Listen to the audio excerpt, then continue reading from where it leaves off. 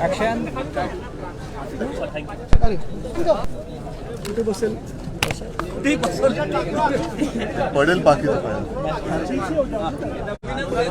आपल्याला सर्वांना कल्पना आहे की सध्या जो महाराष्ट्र आणि कर्नाटक हा सीमावाद कर्नाटकाकडनं पुन्हा एकदा चिघळवण्यात आलेला आहे, पेटवण्यात आलेला आहे आणि त्याच्याबद्दल कर्नाटक सरकारने गेल्या काही दिवसापूर्वी म्हणजे विशेष म्हणजे देशाच्या गृहमंत्र्यांकडे दोन्ही राज्याच्या मुख्यमंत्र्यांची आणि आपल्या उपमुख्यमंत्र्यांच्या सोबत बैठक झाल्यानंतर देखील त्यांनी ठराव मांडला आणि त्या ठरावामध्ये 1 इंच सुद्धा जमीन आम्ही महाराष्ट्राला देणार नाही असा एक आक्रमक आणि कौरवी थाटाचा प्रस्ताव मांडला, ठराव केला. तो ठराव मांडल्यानंतर साहजिकच आहे महाराष्ट्राचं विधिमंडळाचं अधिवेशन सुरू आहे आणि या अधिवेशनामध्ये सुद्धा आपल्याकडनं सुद्धा त्याला एक उत्तर देण्याची गरज होती. मी सरकारचं एक अभिनंदन करतो, त्यांना धन्यवाद देतो की निदान तिथल्या सीमा भागातील जे अन्यायग्रस्त मराठी भाषिक आपले माता भगिनी आणि बांधव आहेत त्यांच्या पाठीशी आपण ठामपणे उभे आहोत असा ठराव त्यांनी आज मंजूर केला. त्याला साहजिक आम्ही पाठिंबा दिला, कारण महाराष्ट्राच्या हिताचं जे काही असेल तिथे दुमत असण्याचं कारण असूच नये या मताचे आम्ही सगळे आहोत आणि म्हणून आम्ही त्याला एकमताने पाठिंबा दिलेला आहे. पाठिंबा दिल्यानंतर काही गोष्टी ज्या वाटतात आम्हाला सुचवण्यात आल्या पाहिजेत त्या आतमध्ये सुद्धा सुचवणार आहोत, तुमच्यासमोर सुद्धा मांडतो आहोत. या ठरावात जे म्हटलेलं आहे की तिथल्या नागरिकांना आपल्याकडनं काही सुविधा देण्यात येतील. आता त्याच्यामध्ये थोडी एक स्पष्टता पाहिजे की योजना या राज्याच्या त्या राज्यामध्ये त्याची अंमलबजावणी होणार का त्या राज्यातून इथे आलेल्या नागरिकांना होणार हा एक मुद्दा आहे. पण तरी ती गोष्ट चांगली आहे की निदान त्या लोकांना आपण योजना आणि त्या योजनेअंतर्गत जे काही लाभ आहेत ते आपण देऊ शकणार आहोत आणि देणार आहोत. हा एक ठराव त्या ठरावातला एक भाग आहे, हा एक चांगला मुद्दा आहे. 2-3च गोष्टी मला त्याच्यामध्ये थोडी एक की मूळ मुद्दा आहे तो योजनांसाठी नाही आहे, तो भाषिक अत्याचाराचा आहे. आपण त्या भाषिक अत्याचाराबद्दल काय करणार आहोत हा एक प्रश्न थोडासा नाही म्हटला तरी अनुत्तरित आहे.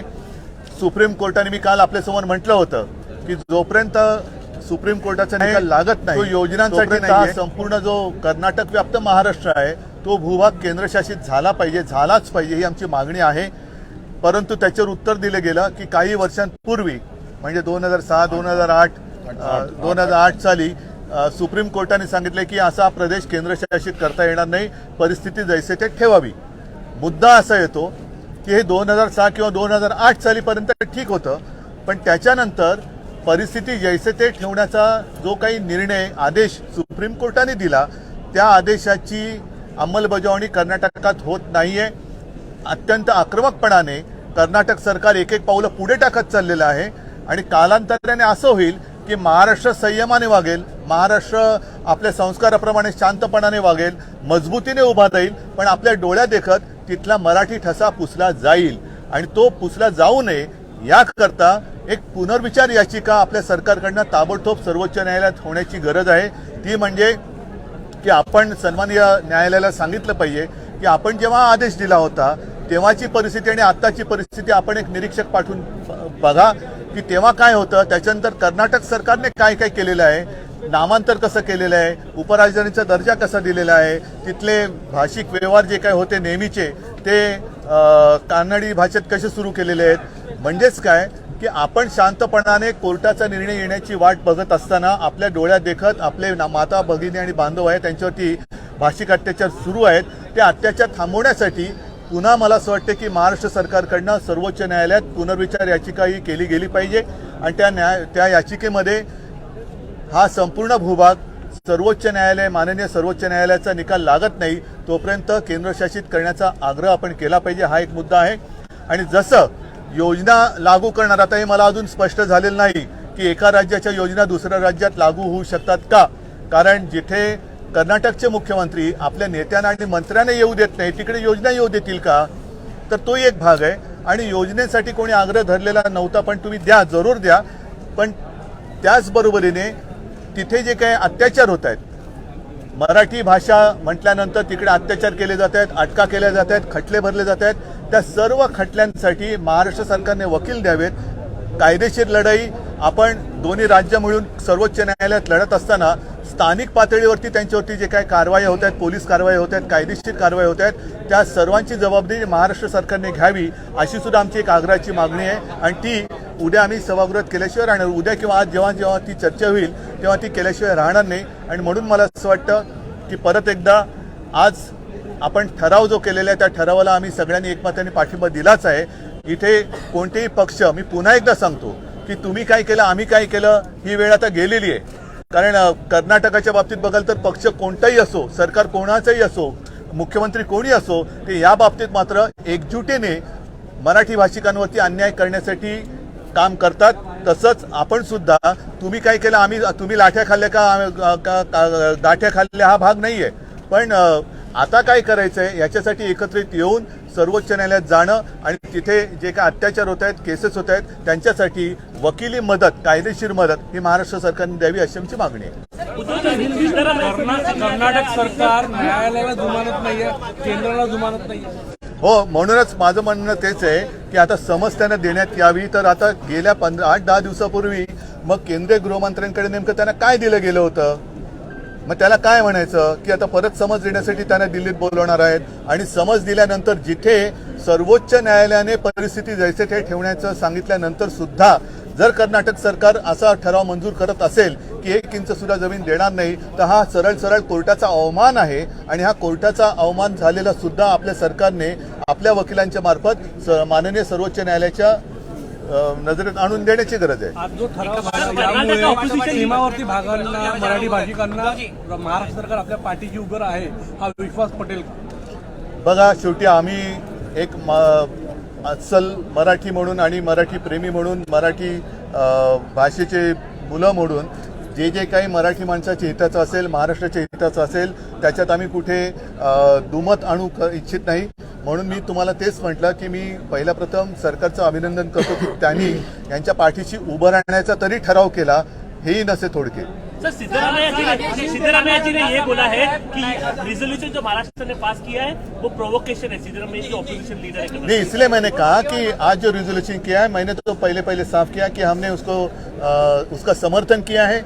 जो भी चीज़ महाराष्ट्र की हित में होगी उसे हम समर्थन देंगे, जरूर देंगे. लेकिन साथ ही साथ कुछ सवाल सामने खड़े हैं, उसका उत्तर नहीं मिल रहा है. जो भी बात की गई है कि योजना वहाँ उनको उसका लाभ दिया जाएगा, तो अगर वो सरकार हमारे यहाँ से नेता आने के लिए मना कर रही है, मंत्रियों को बंदी लगा रही है, तो क्या योजना को आने देगी? और योजना ही देनी है तो उनकी मांग योजना के लिए नहीं है. जो उनके ऊपर अत्याचार हो रहा है, अन्याय हो रहा है, उसके खिलाफ वो आंदोलन कर रहे हैं. और कई सालों से 100 साल से भी ज्यादा हुए होंगे, वो लगातार कहते आ रहे हैं कि हम मराठी हैं, हमारी मातृभाषा मराठी है, हमें महाराष्ट्र में आना है, महाराष्ट्र में जाना है. तो उसके लिए हम क्या कर रहे हैं? हाँ, जैसे मैंने कल कहा था कि जब तक और तब तक एक बात होती है, जब तक सुप्रीम कोर्ट का फैसला होता नहीं तब तक ये पूरा जो विवादास्पद विभाग है, प्रदेश है, उसको केंद्र शासित किया जाए. लेकिन आज उसका उत्तर दिया गया कि 2008 में सुप्रीम कोर्ट ने ये कहा कि केंद्र शासित नहीं हो सकता.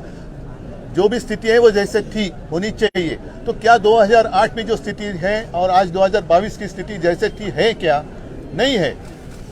उन्होंने कर्नाटक सरकार ने इसके बावजूद, सर्वोच्च न्यायालय ने कहने के बावजूद भी वहाँ विधान मतलब अधिवेशन शुरू किया.